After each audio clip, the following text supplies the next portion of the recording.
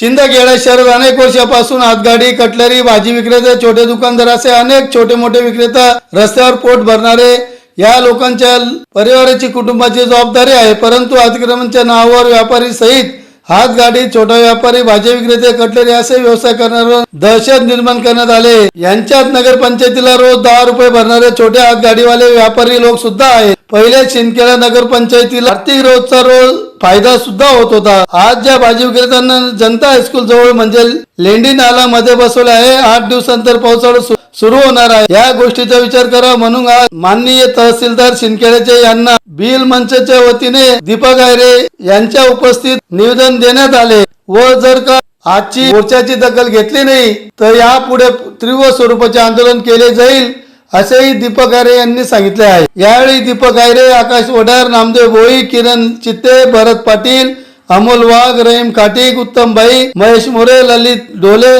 सुनील मामवानी, राम भील, बटू भील, जुनेद पठाण, बबलू खाटीक, संदीप भोई, कांतीलाल साळुंके, अजय कोळी आदी उपस्थित होते।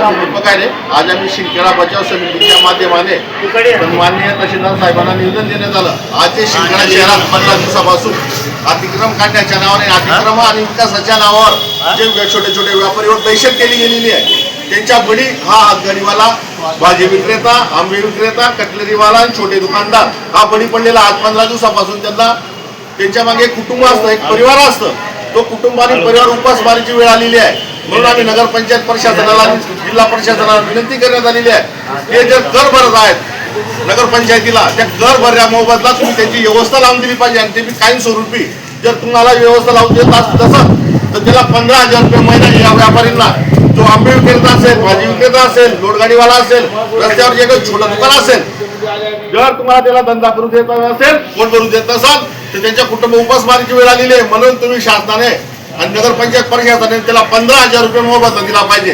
नाहीतर आम्ही सर्व गाव मिळून, सर्व गावातले नागरिक एकत्र येऊन रस्ता चक्काजाम केल्याशिवाय राहणार नाही। कारण या मॅटरमध्ये असं दिसलं गेलं, या प्रकरणामध्ये एकही पुढारी बोलायला तयार नाही। सर्वसामान्य लोकांसाठी अतिक्रमणाच्या नावावर, विकासाच्या नावावर आम्हाला विकासाला विरोध नाही, परंतु आम्ही विकास पाहिलेला आहे। ज्या वेळेस 13 कोटीची पाणी पुरवठा योजना शिंदखेडा शहरात आली, आम्हाला असं वाटलं होतं आता आम्हाला रोज पाणी मिळेल, पण तेही फेल गेलेली आहे। 13 कोटी, त्यानंतर सुधारित पाणी पुरवठा 23 कोटी, हे सर्व होऊन शिंदखेडा शहराला 7 दिवसांनी पाणी येतं आणि येतं 13 कोटीचा रस्ता आहे, राजपथ